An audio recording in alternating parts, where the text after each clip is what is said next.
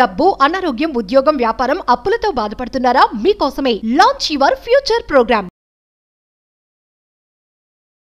Hi viewers, India's largest digital media network Suman టీవీకి స్వాగతం. ప్రస్తుతం మనతో ఉన్నారు advocate and motivational speaker Ushasri. Usha, ఈ జనరేషన్ లో అంటే విచ్చలవిడితనం ఎక్కువైపోయింది అని చాలా మంది అభిప్రాయం. అంటే నాతోనే ఎంతమంది అంటూ ఉంటారు, ఏందో రాదా విచ్చలవిడితనం ఎక్కువైపోయింది, మా కాలంలో ఇలా లేరు అంటారు.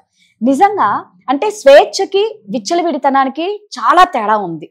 స్వేచ్ఛ మాకు ఫ్రీడమ్ ఇవ్వలేదు అని కొంతమంది ఏడుస్తూ ఉంటారు. అంటే నాకు ఒకటే అర్థం కాలే, స్వేచ్ఛకి ఏంటి వీళ్ళు కోరుకునేది చిన్న చిన్న బట్టలు వేసుకోవాలి, ఓ ముగ్గురు నలుగురు అబ్బాయిలతో కానీ అమ్మాయిలతో కానీ మెయింటైన్ చేయాలి, మేము పబ్లిక్ వెళ్ళాలి, మేము ఏ టైంకి వచ్చినా మీరు అడగకూడదు, మీరు ఏం రిస్ట్రిక్షన్స్ పెట్టకూడదు, దీన్ని స్వేచ్ఛ అని అనరు అని నా ఫీలింగ్. ఏమంటావు? విచ్చలవిడితనం ఎక్కువ అయిపోతుంది కాబట్టి కొన్ని దారుణాలు పబ్లిక్ లో చూడలేకపోతున్నాం. ఎప్పుడు నీ బాధ ఇదేనా? అంతే అబ్బా, ఏం చేయాలి? విచ్చలవిడితనం ఎక్కువ అయిపోయి నిజంగా డిసిప్లైన్ అనేది అంతరించిపోయింది. నువ్వు ఒకసారి అన్నావు ఒక వీడియోలో, రాధా మా నాన్న మా క్లాస్మేట్ తో మాట్లాడితేనే పెడి కొట్టాడు. ఇప్పుడు ఏంటి కంబైన్ స్టడీస్. మా తల్లిదండ్రులు కూడా నాకు ఫ్రీడమ్ ఇచ్చారు. There is a difference between freedom ఇవ్వటము, విచ్చలవిడితనాన్ని యాక్సెప్ట్ చేయడం. అది ఫ్రీడమ్ అనే ముసుగులో తల్లిదండ్రులకి తేడా తెలియాల. ఓకేనా? పాతకాలం పేరెంటింగే నేను ఇప్పటికీ ఒప్పుకుంటా. ఫ్రెండ్లీ పోలీస్ లాగా friendly parents is not a right thing. Okay, friendly police అని చెప్పి వాళ్ళు ఏమి క్రైమ్ చేస్తే చంకలే వేసుకోరు. అట్లాగే ఫ్రెండ్లీ పేరెంట్స్ కూడా వెన్ యూర్ నీ పద్ధతి, నీ ఆలోచన తీరు, ఫర్గెట్ అబౌట్ నువ్వు వెళ్ళి అబ్బాయితో ఏమైనా చేయడం, నీ పద్ధతి నీ ఆలోచన తీరు తేడా వచ్చినప్పుడే పట్టుకొని క్రిమినల్ అఫెన్స్ అని చెప్పి వాడు కొంచెం డౌట్ వచ్చినా సరే ముందు తీసుకొచ్చి ఎట్లా అయితే స్క్రూటనీ చేసి ఏంద్రాబాయ్ ఏం చేస్తున్నావు, సస్పీషియస్ యాక్షన్స్ ఆఫ్ ఎనీబడి అర్ధరాత్రులు పోలీస్ పడవ చేస్తారు ముందు, ఏంద్రా తేడాగా ఉన్నావు అని. అట్లనే ఆలోచన తీరులో అమ్మాయిలో కానీ అబ్బాయిలో కానీ తేడా వస్తే హాయ్ అంటూ ఫ్రెండ్షిప్ లాగా మాట్లాడితే ఆడేం చెప్పడా పక్కిల్లా ఆడుకో అంటారు పిల్లలు. ఇప్పుడు పక్కకిల్లా ఆడుకో అంటారు. So you need to be strict. ఎట్లా అంటే వాళ్ళకి తెలియజేయాలి. మా పేరెంట్స్ నాకు అది చాలా చిన్నప్పటి నుంచి అలవాటు చేసింది మా మదర్. అంటే నాకు ఇంకా ఆ జోన్ లో ఉండిపోయాను నేను. అంటే భయభ్రాంతులు అనే దానికన్నా ప్రాక్టికల్ రియాలిటీ నాకు అలవాటు చేశారు. డబ్బు నాన్న సంపాదించట్లా, నేను కష్టపడి సేవ్ చేస్తున్నాను. ఉషా, ఒక 10 రూపాయలు ఇచ్చి 10 రూపాయల్లోనే ఆ పూటకి బియ్యము నూనె పప్పు తీసుకురమ్మని మా అమ్మ క్యాన్ ఇచ్చి పంపించేది నాకు. 6-7 years old. ఒక 5 star చాక్లెట్ అప్పట్లో 2 rupees ఉండేది. ఒక 2 rupees నేను చాక్లెట్ కొనుక్కోవాలి అంటే నేను ఆల్మోస్ట్ 1/2 kg బియ్యాన్ని ఒక పూటకి మా పేరెంట్స్ వదిలేయాలని. కెన్ యూ బిలీవ్ నాకు 18 ఏళ్ళు 17 ఏళ్ళు వచ్చే వరకు 5 star చాక్లెట్ కొనుక్కోలేదు. విలువ ఆఫ్ ఎ డబ్బు చెప్పాలంటే ఇది అవుట్ ఆఫ్ ద సబ్జెక్ట్ అనుకుంటారు కానీ విలువ, డబ్బు విలువ తెలియని టీనేజర్స్ ని పెంచే తల్లిదండ్రులది తప్పు. కరెక్ట్. నీకు తినే తిండి ఎక్కడి నుంచి వస్తుంది, నువ్వు వాడే బట్టలు ఎక్కడి నుంచి వస్తుంది, నువ్వు సోకించుకునే మేకప్లు, పబ్బులకి వెళ్ళడానికి డబ్బులు, high heels, maintenance, internet, fancy phones అడగగానే కొనిపెట్టడం, ఫ్యాన్సీ బైక్స్, కార్స్ కొనిపెట్టడం. మా నాన్నగారు నాకు డిగ్రీలో అంటే ఫైనల్ ఇయర్ వచ్చేసి డిగ్రీలో ఇంకా ఫైనల్ క్లాసెస్ అప్పుడు బైక్ కొనిచ్చారు. అప్పటి వరకు నేను సైకిల్ తొక్కుంటూ డిగ్రీకి వెళ్ళేదాన్ని. ఆ సైకిల్ ఎప్పుడు కొందో తెలుసా? 6th class లో second hand cycle. 6th class లో నాకు సెకండ్ హ్యాండ్ సైకిల్ కొంటే నేను అది 6th to 10th plus inter plus డిగ్రీలో సైకిల్ తొక్కుకుంటే వెళ్ళేదాన్ని, అదే రిపేర్ చేయించుకుంటూ. నేను ఏది సినిమా కష్టాలు చెప్పట్లా, రియాలిటీ చెప్తున్నా. I'm a very middle class girl. మా కాస్ట్లు ఉన్నాయేమో, నేను చాలా చాలా చాలా చాలా చాలా బాగా పెరిగాను అనిపిస్తుంది నాకు.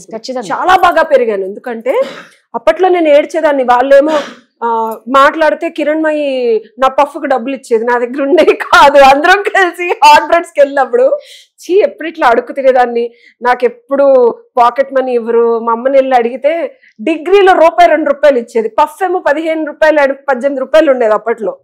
అమ్మ అందరూ 10 రూపాయలు అన్నా నేను షేర్ వేయాలమ్మా, నేను పఫ్ తింటాను, తినబాక వెళ్ళబాక అనేది. సో ఫైనాన్షియల్ క్లారిటీ పిల్లలకి ఇవ్వకపోతే విచ్చలవిడితనానికి ఫ్రీడమ్ కి తేడా తెలియదు. బ్యూటిఫుల్ ఎనాలజీ ఇది. కరెక్ట్. నా 17 ఏళ్లకి నాకు 5 star చాక్లెట్ కొనుక్కోవడం ఇస్ అ కిక్ నాకు. సో మీరు ఎంత ఇచ్చినా వాళ్ళ కిక్ ఉన్నట్లా గుర్తుపెట్టుకోండి. మీరు ఆడికి ఫ్యాన్సీ కారు, BMW, బెంట్లీలు ఇచ్చినా మీరే వాళ్ళ దగ్గర నుంచి ఆ కిక్ని తీసేస్తున్నారు. మీరే బాధ్యులు. సో ఫ్రీడమ్ కి విచ్చలవిడితనానికి డెఫినిషన్ అనేది బాధ్యతాయుక్తంగా తల్లిదండ్రులు తెలియజెప్పాలి. కరెక్ట్. ఒక పబ్కి వెళ్ళటానికి 5,000 ఖర్చు అవుతుందంటే ఎంత కష్టపడితే 5,000 మా పాకెట్ లోకి వస్తున్నాయి, ఎంత కష్టపడితే అది మేము మీకు ఇవ్వగలుగుతున్నాం, అది మేము ప్రేమ మీ మీద ఉంది కాబట్టి ఇస్తున్నాం, వాత్సల్యంతో ఇస్తున్నాం అని చెప్పే అర్హతను స్థితిగతిలో తల్లిదండ్రులు లేరు. అడిగారా ఇచ్చేయండి, వద్దన్నారా ఏడుస్తున్నారా ఇంకోటి చేయండి. So parenting rules and regulations వల్ల రాదా. పేరెంటింగ్ అనేది పిల్లల మీద ఉండే వాత్సల్యం, ప్రేమ మీద వస్తుంది. కరెక్ట్ ఉషా. నా తల్లిదండ్రులు నాకు 41 ఏళ్ళు వచ్చినా ఇప్పటికీ నాకు డబ్బులు కావాలంటే మా అమ్మగారు గాజులు తీసి ఇచ్చారు తాకట్టు పెట్టుకోమని. ఓకే, అది లోపల నుంచి పిల్లల మీద ఉండే ప్రేమ. అది అది ఇప్పటికి ఫ్యాన్సీ కార్లు కొనిచ్చి అది కాదు పేరెంటింగ్ అంటే. ఒక బిడ్డ తల్లడిల్తా తనకి నాకు సైకలాజికల్ గా నేను డిప్రెషన్ లోకి వెళ్ళిపోయి 3 ఏళ్ళు ఏం చేయాలో తెలియకపోతే మా నాన్నగారు రీసెర్చ్ చేసి డిప్రెషన్ నుంచి బయటకు ఎట్లా రావాలి, బుర్ర బాగా పనిచేయాలంటే ఏం చేయాలని మందులు, హోమియోపతి మెడిసిన్స్ ఆయన మీద ఆయన రీసెర్చ్ చేసి ఆయన వాడి నాకు ఇచ్చారు. Last 7 years. అంతెందుకు ఇప్పుడు నేను ఇంత బుర్ర బాగా మాట్లాడుతున్నాను మా నాన్న ఇచ్చిన మెడిసిన్ నేను చాలా బల్లగుద్ది చెప్తాను.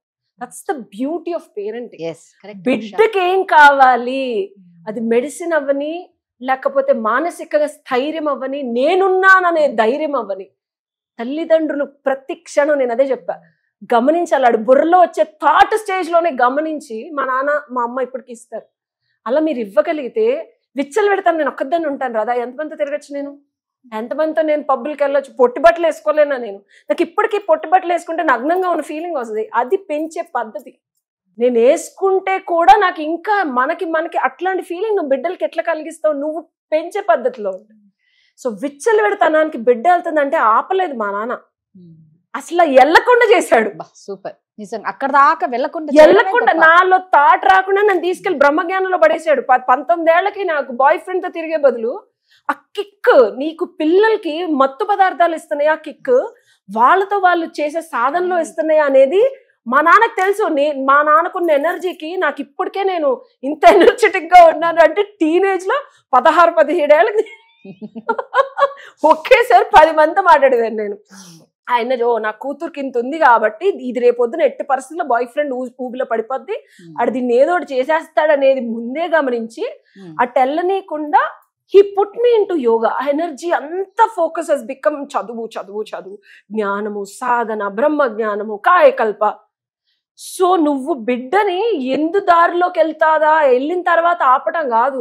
ఓహో ఇంత ఇది ఉన్నప్పుడు ఏ దారిలోకి వెళ్ళకుండా సూపర్ నీ దారిలో నువ్వు పెట్టుకున్నావు అనుకో. ఇట్స్ ఈ parenting is not a simple thing. Time ఇవ్వాలా పిల్లలకి. విచ్చలవిడితనానికి వెళ్లే లోపే వాళ్ళకి ఫ్రీడమ్ యొక్క రుచి అండ్ ఆ విచ్చలవిడితనంలో వచ్చే కిక్ కన్నా నీతో నువ్వు ఉండటము, లేకపోతే ఎవరి కల్చర్ వాళ్ళది. నేను వాళ్ళకి ధ్యానమే నేర్పించమని చెప్పను. మీ పేరెంటింగ్, మీ బిడ్డ, మీ చెట్టు, మీరు సన్నజాజి లాగా పాదులాగా పాకిస్తారా లేకపోతే వృక్షం లాగా పెంచుతారా మీ ఇష్టం. నేనెవరిని చెప్పనీకి. రైట్, నీ బిడ్డని నీకు నచ్చినట్టు పెంచుకో, కానీ నీకు కానీ సమాజానికి కానీ వాళ్ళకి కానీ హాని కలిగించకుండా చేయి. ఇది సొల్యూషన్. సూపర్ గా చెప్పావు. Thank you.